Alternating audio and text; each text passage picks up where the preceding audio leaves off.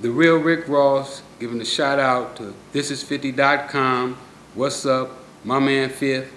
Holla at me. Freewayenterprise.com. Check me out.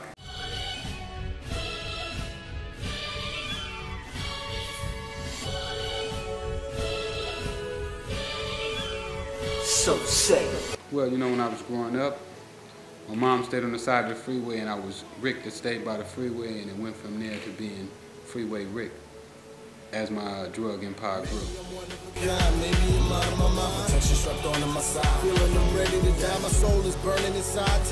Yeah, well, it started when I was around 13 years old, maybe 12 and a half.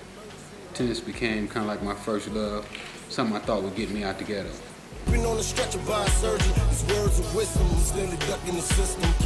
Well, I first started to help with my tennis lessons and fix my car up, you know, basically just trying to get myself in a little better position to do things.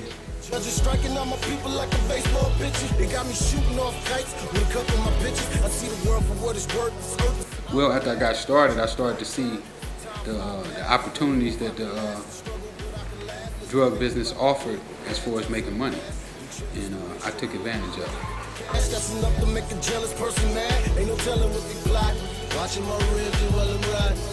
Well, I had like an 8-year run. It took a lot of dedication, determination, sacrifice, planning. I mean, a lot went into it. You know, connection. You know, putting my money back into it. You know, not spending my money on foolish things. You know, all that played a part.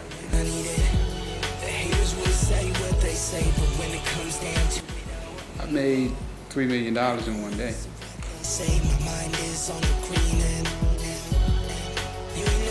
A friend turned me in. Basically, he went out and got himself caught, and you know, there's a saying in the feds that why do 10 when you can tell on a friend? So he took that option and told on a friend.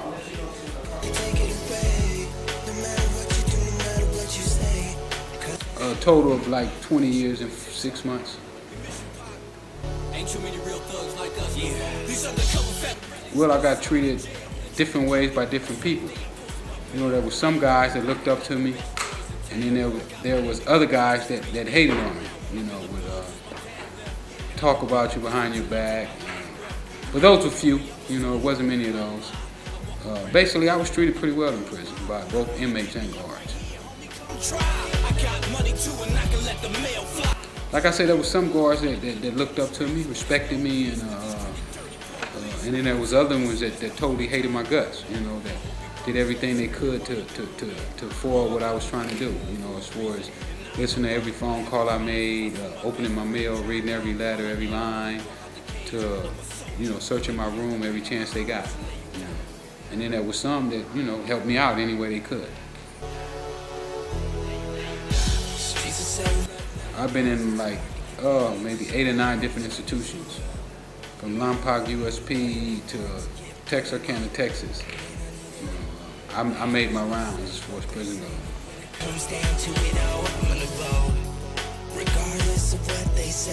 Well, my routine was basically I got up every morning at 4:30, 5 o'clock. I would hit the weight pile. I would stretch. I worked out about 3 hours every day. Played basketball, played tennis for a little while until they took the tennis courts.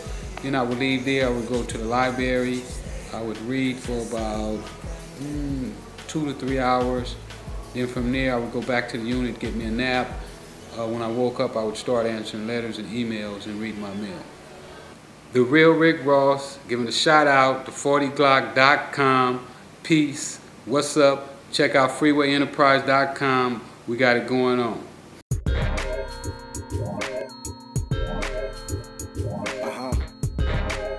Without a doubt, incarceration has been one of the biggest benefits that I feel that has ever happened to me in my life. You know, I was able to do things in prison that people on the street can't do. Such as what? Well, one day I was sitting in my cell and I was reading a magazine, and I think it had some of the top guys in the country in there. Guys like Bill Gates, Paul Allen, Russell Simmons, Puff Daddy. All these guys were featured in this magazine, and I said, you know what? how can you beat these guys where you're sitting at right now today? What is it in this world that you could do that they couldn't do? And I came up with the answer, sitting there in that cell. Close, DOA, Del on the Rambo, I plead the fifth. It was reading and studying.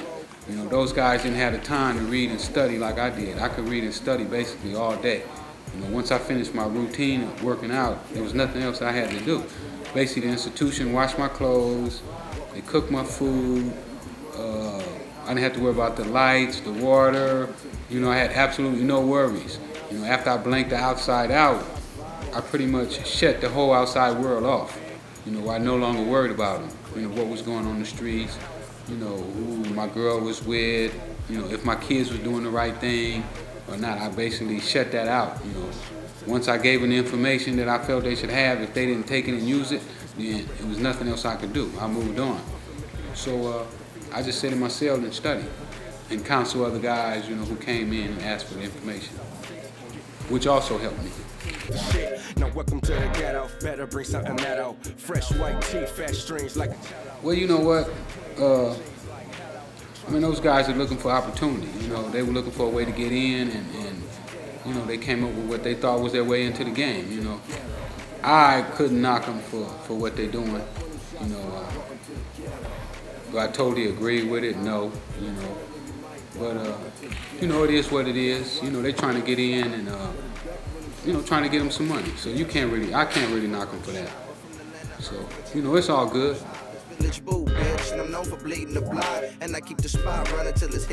Freeway, he did reach out to me. Yeah, he did reach out one time and, you know, told me if I need him to holler at him.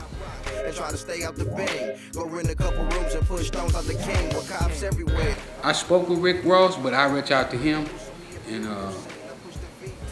it wasn't a real warm greeting, so, you know, I left it alone. What's up? Peace. This is Freeway Rick Ross. Big shouts out to provocativeentertainment.net. It's the way it is. Choose wisely on what bitches you let have your kids and fuck baby boy, cause she ain't part of your rib. Sleep too. I mean, what else could he do, really? You know, I mean, could he come out in the hip hop world and tell them that he was a correctional officer rapping gangster rap about selling drugs and, you know, basically living a lifestyle that he had read about in newspapers and in books? You know, who would have went for it? So, you know, he pulled one over everybody's head, you know, made his bread. So, it is what it is. Yeah, nigga. Big bad for whoa. Now, I mean, probably a few lugs was dropped in there, you know what I'm saying? But overall, it was just us, you know, celebrating our partnership, you know, what we plan on doing with each other, and what we plan on doing is bigger than him. You know, when I reach out to him, I reach out to him because I felt I could help his career, and I feel that I bring value to anybody that I'm around. You know, I'm not going to be around you if I can't bring value, and I really don't want nobody around me that don't bring value. So, you know, what me and Floyd bring to each other is going to be something that will probably be talked about. You know, they say the drug game that I did in the drug business will be talked about forever. This will probably be talked about longer than that, what me and him are finna do in boxing. Thinking everything is cool, but having fun and looking lit. When it's all said and done, without your gun, you just a lick. I ain't done it, just begin. I'm tired of running in the sense, but I can smell them when they coming, cause I'm a motherfucking pit. I make them run it like I'm Chris when I confront them with the clip, or I just treat them like the game, make every one of them niggas strip. Rap niggas ain't shit but walking licks. Put the 7 in his face, make him run this shit. Soon as you niggas started, it's gon' get done.